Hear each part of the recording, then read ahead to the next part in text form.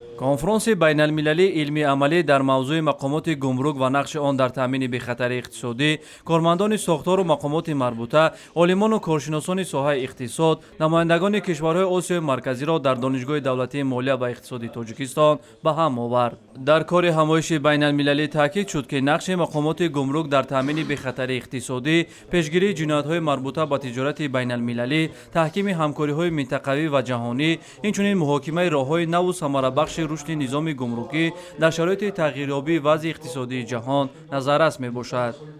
мақсад аз баргузории конфронси байналмилалӣ ин пеш аз ҳама тақвият бахшидани муносибатҳои байналмилалӣ дар рушди муносибатҳои гумрукӣ, чӣ барои гирифтани донишҳои назариявӣ ва таҷрибавӣ устодону кормандон ва ҳайати донишҷӯён мебошад. ва дар ин асно баромадкунандагон аз Федератсияи Россия, Ҷумҳурии ҳамсояи Ӯзбекистон, Қазоқистон, Қирғизистон бо барномаҳои мушаххас ва навовариҳое ки дар самти муносибатҳои гумрукӣ давлатҳои аъзо ба имрӯзҳо ба назар мерасад, таҳия менамоянд ва дар ин ҷода магистрантон, докторантон, донишҷӯён барои истифода намудан аз маълумотҳои нави оморӣ ва назариявии муносибатҳои гумрукӣ истифода намуда мубодилаи афкор менамоянд.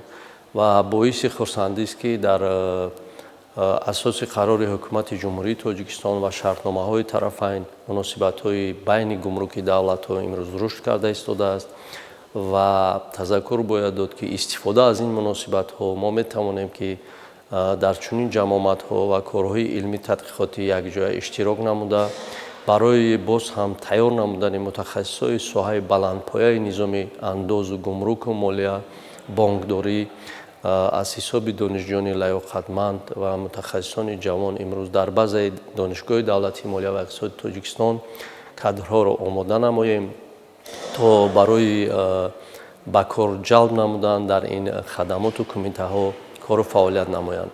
тавре иштирокдорон иброз доштанд, президенти ҷумҳурии Тоҷикистон, пешвои миллат муҳтарам Эмомалӣ Раҳмон таъкид карданд, ки амнияти иқтисодӣ, фарҳангӣ ва муҳити зист дар кишвар мустақиман ба фаъолияти мақомоти гумрук вобаста аст.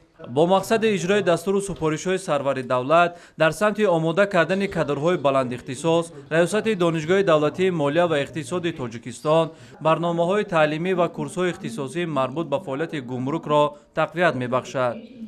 дар ин замина Донишгоҳи давлатии молия ва иқтисоди Тоҷикистон бо мақомоти гумруки кишвар робитаи зичи ҳамкориро ба роҳ монда, барои гузарондани таҷрибаомӯзӣ ва аз худ кардани нозукиҳои фаъолияти касбӣ дар соҳаи гумрук донишҷӯёнро равона намуда, мутахассисони баландихтисоси соҳаро ба раванди таълим ҷалб менамояд. аз ҷумла таъсиси озмоишгоҳи таълимии гумрукӣ барои омодасозии мутахассисони оянда дар ин самт нақши муассир дорад.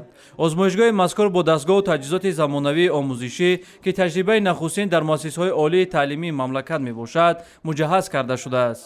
аз қабили дастгоҳи навини муоинаи рентгенӣ, камераҳои мушоҳидавӣ, роҳравҳои сурху сабзи ишоратӣ дар хатти сарҳад, металлодетектор, монитор ва дигар воситаҳои таълимии соҳавӣ таъмин мебошад.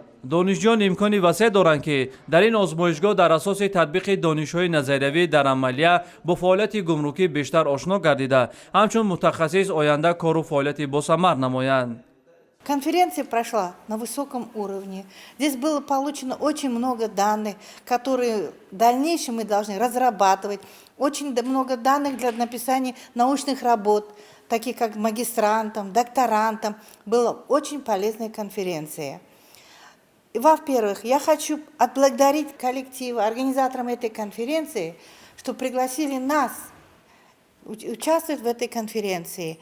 В дальнейшем, чтобы мы, эти два вуза, сотрудничали, потому что и нам будет много нужна такая информация, и мы должны с вами в дальнейшем сотрудничать. иштирокчиён бо таҳлили вазъи кунунӣ ва пешниҳоди инноватсионӣ роҳҳои афзалиятдори тақвияти фаъолияти мақомоти гумрукро баррасӣ намуданд. конфронси байналмилалии илмӣ амалӣ дар мавзӯи мақомоти гумрук ва нақши он дар таъмини бехатарии иқтисодӣ ҳамчун платформаи муҳим барои мубодилаи афкор, таҷриба ва донишҳои муосир ба унвони як ҷаласаи пурсамар дониста шуд.